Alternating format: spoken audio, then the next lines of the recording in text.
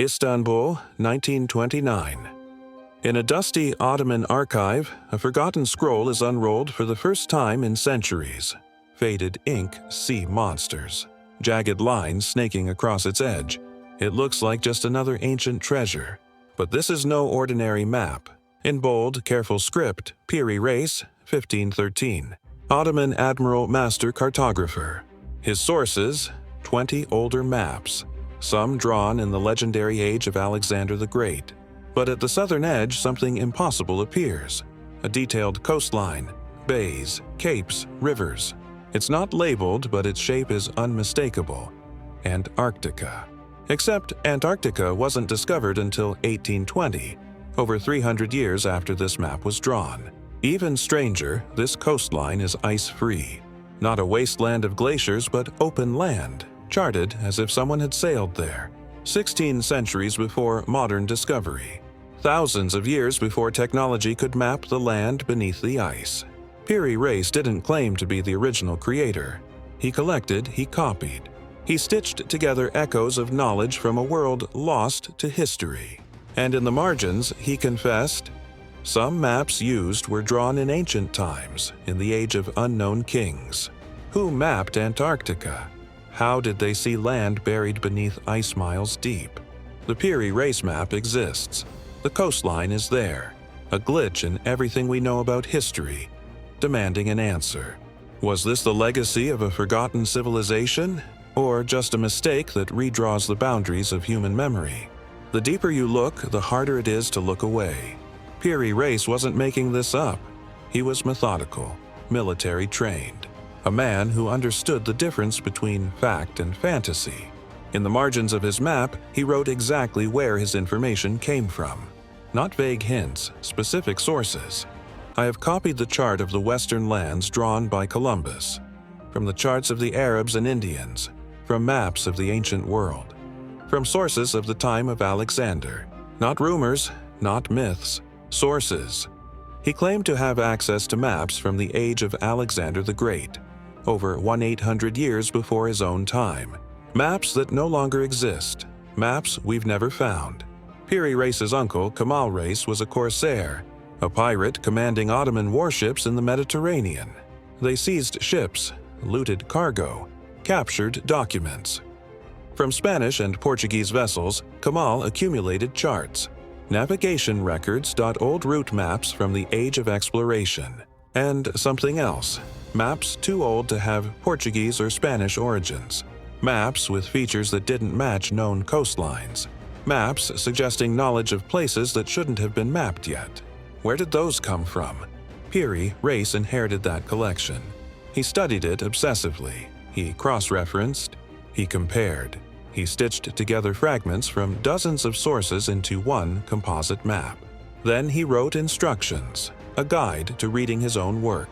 He noted that some coastlines matched multiple sources, that certain details appeared on maps separated by centuries, suggesting they all came from one original source, an ancient master map, updated, copied, recopied, each generation losing a little detail, adding a little interpretation, until it was fragmented across a dozen variations, each held by different empires, preserved in different archives.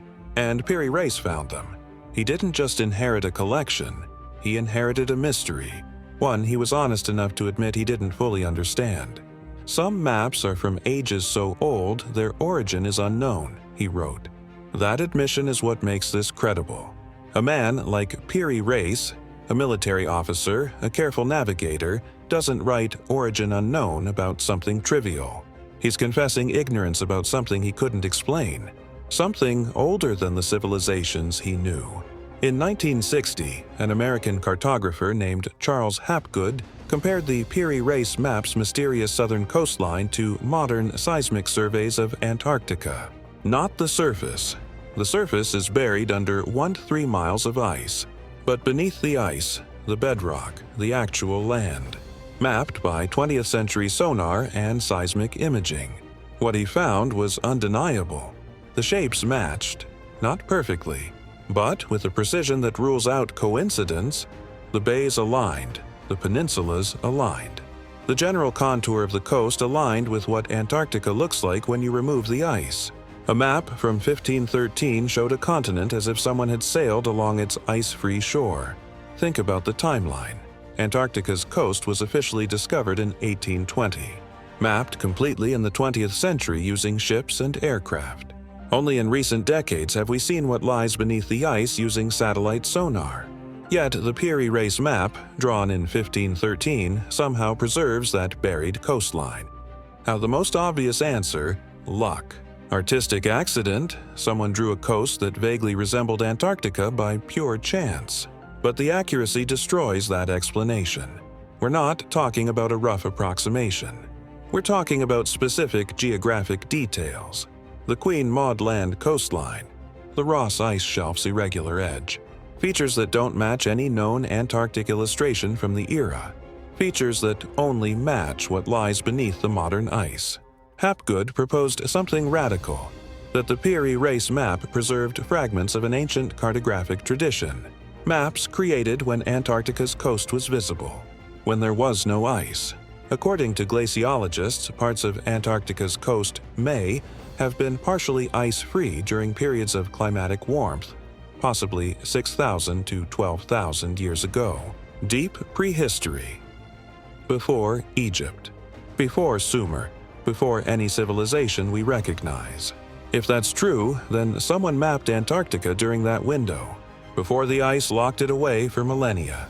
That someone built ocean-going ships, possessed navigational knowledge, sailed to one of Earth's most hostile environments, and returned to tell the tale, all in an era we assume was filled only with hunter-gatherers and primitive tribes. Or our history is incomplete. If Antarctica was mapped ice-free, it raises one terrifying question. How long ago, and more importantly, why did it freeze? The official answer: Antarctica has been in the polar zone, accumulating ice, for millions of years. Gradual, inevitable, irreversible. But Charles Hapgood proposed something different. Earth crust displacement, not plate tectonics. Not the slow drift of continents over millions of years, but the entire outer shell of Earth, the crust, shifting as a single unit over the molten interior, like an apple skin slipping around its core. In this theory, Antarctica wasn't always at the South Pole. It could have been positioned closer to the equator, warmer, temperate, habitable. Then, triggered by an accumulation of ice at the poles creating an imbalance, or by an external gravitational force, the crust suddenly shifted. Not gradually, suddenly. Antarctica rotated into the polar zone. The climate changed overnight, geologically speaking. Temperatures plummeted. The continent froze. Any civilization living on that now polar land would have been devastated. Cities buried under snow. Harbors choked with ice. Within generations, the entire landscape transformed into an inhospitable wasteland. Mainstream science rejects Hapgood's crust displacement model. But it doesn't reject something equally profound. Earth's climate has shifted violently and suddenly before. The Younger Dryas impact we discussed in Göbekli Tepe. Sudden ice ages, rapid warming events. Sea levels have risen over 100 meters in geological moments. And every time, ancient coastlines vanished beneath the waves. Any civilization living on those shores would have vanished too, unless they had maps preserved on durable material, copied and recopied across generations, passed from empire to empire, eventually reaching an Ottoman admiral who didn't understand their true age. If Antarctica shifted into the polar zone 12,000 years ago, or even 6,000 years ago, whoever lived there before would have had only decades to escape. Some would make it. They'd take what they could carry, including maps. Those maps would show what they'd left behind. An ice-free continent, a memory of home, a record of lost knowledge, copied down through the ages, degraded, misunderstood, but never completely erased, until one day, fragments ended up in Piri Reis's hands. The Piri Reis map isn't an anomaly, it's a symptom. If it were the only old map showing impossible geography, we could dismiss it.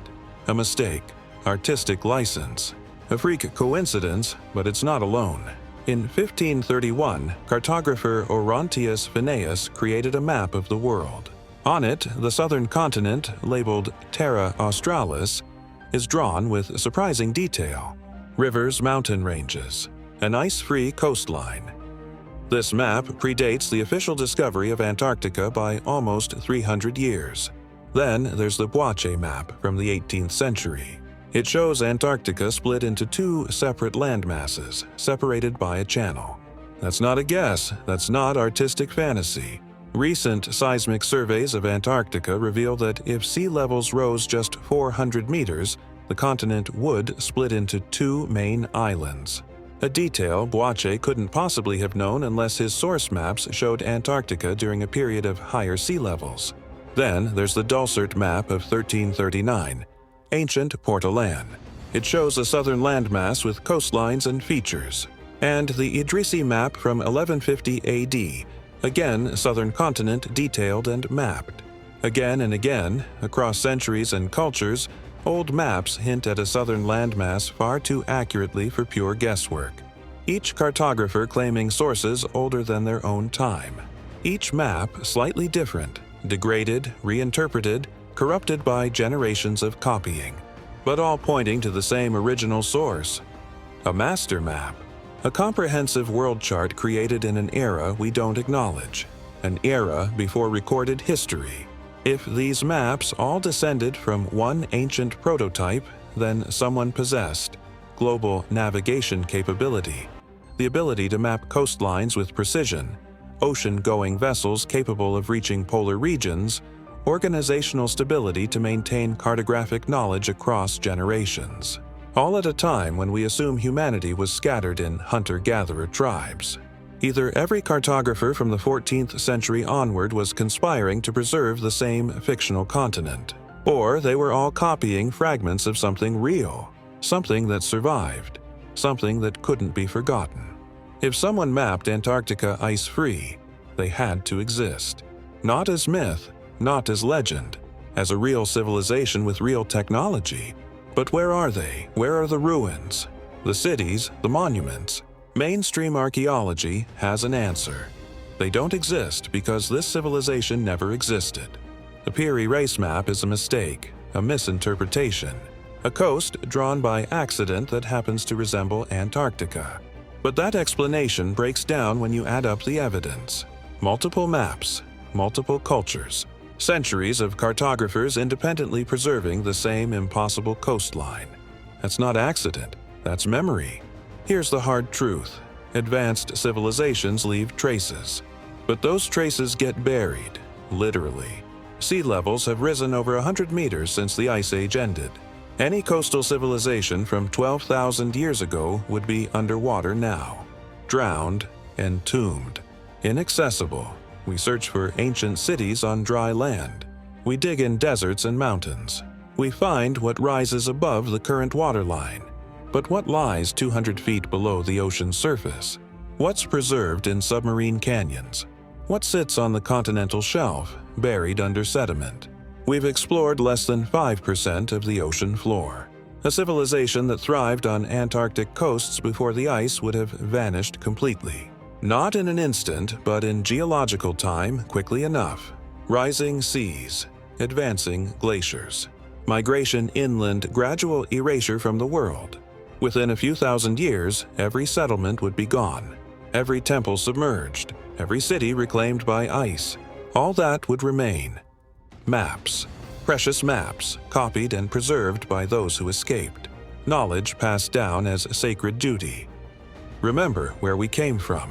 Remember the old lands. Remember the coast we mapped. Generation after generation. Empire after empire. Until fragments reach an Ottoman admiral in 1513 who dutifully compiles them without fully understanding what he's preserving. This civilization wouldn't be like Egypt or Mesopotamia, building monuments designed to last millennia. They'd be like us, building on coastlines, creating harbor cities, trading by sea, developing navigation technology to explore. And when catastrophe struck, rising water, advancing ice, climate shift, they'd vanish, leaving only whispers, myths of floods, golden ages lost, continents that sank beneath the waves. Every culture has stories of Atlantis, Every continent has legends of drowned lands. What if they're not metaphors? What if they're just really, really old memories? If this knowledge was so critical, why isn't it everywhere? Why just a single map in an Ottoman palace? Why not dozens? Why not hundreds? The answer is brutal. Most of it didn't survive. Knowledge degrades, papyrus rots. Parchment burns, libraries collapse, empires fall. Oral traditions mutate into myth until no one remembers what was real. The older a map is, the more vulnerable it becomes. The Piri Reis map survived for 3 specific reasons. First, the material. It was drawn on parchment, treated animal skin, durable, resistant to rot. Unlike papyrus, which crumbles to dust within centuries if exposed to moisture, parchment can last thousands of years if stored properly. Piri Reis chose well. Deliberately or by luck, his map was built to endure. Second, the archive. It ended up in the Topkapi Palace in Istanbul, the Imperial Ottoman collection. Not a private library that could burn, not a monastery that could be raided, but a state archive, protected, cataloged. Preserved as part of imperial treasure, thousands of maps were lost in fires, floods, and invasions. This one wasn't. Third, obscurity. And here's the most crucial part. It was forgotten. For over 400 years, the Piri Reis map sat on a shelf. Ignored, uncatalogued. Just another old document in a vast collection. Being forgotten saved it. Maps of military value get stolen. Maps of commercial value get updated and discarded. Maps that might challenge authority get destroyed. But a map no one remembered. That map could wait. In 1929, a museum worker unrolling documents noticed something odd about an old chart. The southern coast was too detailed, too specific, too accurate for a map from 1513. She kept it, studied it. Eventually, scholars took a closer look, and suddenly, something that had been hidden in plain sight for 400 years became undeniable. A glitch, a leak, a fragment of knowledge that shouldn't exist. Here's what that tells us. We don't control history as much as we think. We write textbooks, we set timelines. We build comfortable narratives about progress and discovery. But sometimes the past punches through. A stone, a pillar, a map, evidence arrives at the edges of our knowledge, demanding attention. The Piri Reis map survived not because history wanted it to, but because one piece of parchment in one forgotten archive happened to be too durable to disappear. And sometimes durability is all it takes. One artifact, one voice, one map saying, "You're wrong about what you think you know." The Piri Reis map doesn't answer the mystery. It deepens it. One map showing Antarctica ice-free is extraordinary. But it also raises a more terrifying question. If this one artifact survived, what didn't? How many libraries burned before they could be copied? How many archives drowned in floods? How many maps crumbled to dust in climates we'll never know? If one piece of parchment slipped through the cracks of history long enough to reach us, what did the complete puzzle look like? Was there a master world map? A comprehensive chart showing every coastline, every current, every harbor? Were there star charts, astronomical records? Navigation manuals? Did they have temperature maps? Wind pattern guides? Predictions of seasonal weather? The Piri Reis map is just one piece, a fragment, a corner of something vastly larger, and we'll probably never know what the whole picture contained. But here's what matters. The Piri Reis map proves something fundamental. History is not a straight line. Civilization is not a steady climb from primitive to advanced. It's a cycle, rising, falling, forgetting, remembering. We tell ourselves we're the first to achieve global knowledge, the first to map the world, the first to understand the cosmos. But the Piri Reis map whispers something else. You're not the first. Somewhere in deep prehistory, someone looked at the world and decided to map it, to preserve that knowledge, to pass it forward. They succeeded, but only partially. Only fragments survived the catastrophes, the wars, the erosion of time. Yet those fragments were enough to confuse cartographers centuries later. Enough to persist through empires and invasions. Enough to reach us demanding explanation. And maybe that's the real message. Not we were advanced, but knowledge matters. So much that ancient peoples risked everything to preserve it. Copied maps on durable material. Passed them through generations like sacred texts. Ensured that even if their civilization fell, their knowledge might survive. We have advantages they didn't. Digital storage, redundancy. Global communication, yet we squander it. We document everything and forget immediately. We hoard knowledge in corporate servers. We let entire disciplines disappear because funding dried up. We have the technology to preserve human knowledge forever. And we're failing at it. The Piri Reis map is a 500-year-old lesson. It says, cherish what you know. Preserve it. Pass it forward. Because you don't know what catastrophes are coming. And all that will remain, if you're lucky, are fragments. Maybe a map, maybe a scroll, maybe a voice crying from the past saying, we were here, we understood, we tried to tell you. The Piri Reis map is that voice. And we're only beginning to listen.